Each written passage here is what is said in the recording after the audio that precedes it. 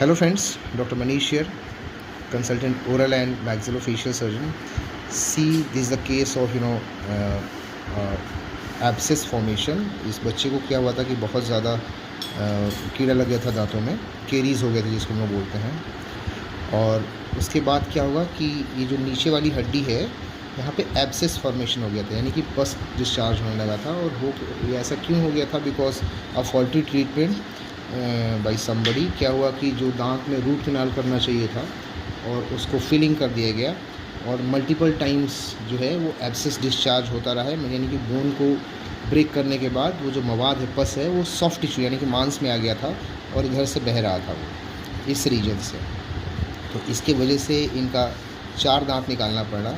और what we are doing here is we placed immediate implant. यानी कि कई बार क्या होता है कि दांत जब हम निकालते हैं तो वहाँ एक गड्ढा रहता है ऑलरेडी, या जो सॉकेट रहता है जहाँ पे दांत रहता है एग्जैक्टली, तो उसमें ही हम लोग क्लीन करके, बिकॉज उसमें 2 स्टेज सर्जरी नहीं करनी पड़ती, यानी कि 2 बार एक बार तो दांत निकालने में सर्जरी करनी पड़ी, फिर कुछ दिन बाद जब घाव भर जाएगा, बोन हील कर जाएगा, उसके बाद दोबारा हम लोग करना पड़ेगा। तो उस चीज़ की ज़रूरत नहीं पड़ती है। इसमें क्या है कि हम लोग इमीडिएट इम्प्लांट कर देते हैं।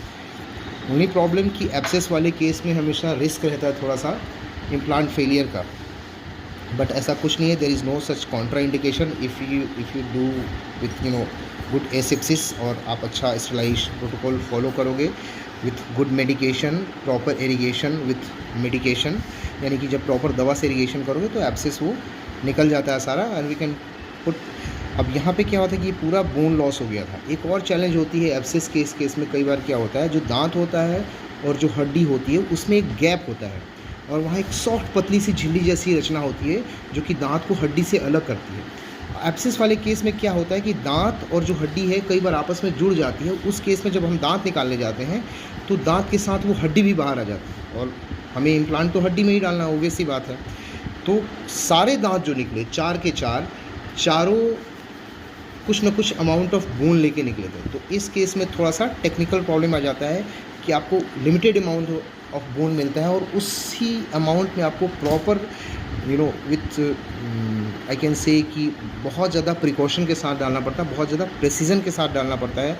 क्योंकि तब अगर इन केस में कोई सॉफ्ट टिश्यू मतलब आपने बोन को हिट करके बोन के बियॉन्ड चले गए, या तो इस साइड में यानी कि जीभ के साइड में, या आप लिप के साइड में, तो फिर दिक्कत हो जाती है। इसमें एक और प्रॉब्लम क्या था कि नीचे वाला जो पीछे वाला एरिया है इनका, जिसको हम लोग ये लिंगुअल साइड बोलते हैं, यहाँ बहुत ज़्यादा डीप कनकेविटी थी, यानी कि गड्ढा था अंदर में, जिसके चलते इस साइड का बोन बहुत कम था। But despite all that we manage to place this. और अभी हम लोग आपका सेकेंड वीडियो में उसका एक्सरे भी दिखा देंगे आफ्टर सूचरिंग। अब हम लोग उसको टाँका देंगे। और इन केसेस में मैं अक्सर बोलता हूँ, हमेशा आपको ये जो सॉफ्ट टिश्यू है इसको हटा के प्रॉपर बोन देख के ही करना चाहिए। बिकॉज हमने भी 1-2 केसेस में किया है कि आलस में, एक केस में क्या हुआ था कि हमने कभी मतलब विदाउट फ्लैप, इसको फ्लैप बोलते हैं, विदाउट फ्लैप एलिवेशन किया और वो इम्प्लांट फेल हो गया after placing more than 1000 of implant.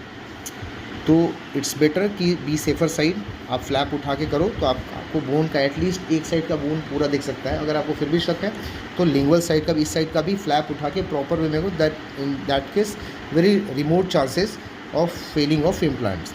Okay, thank you.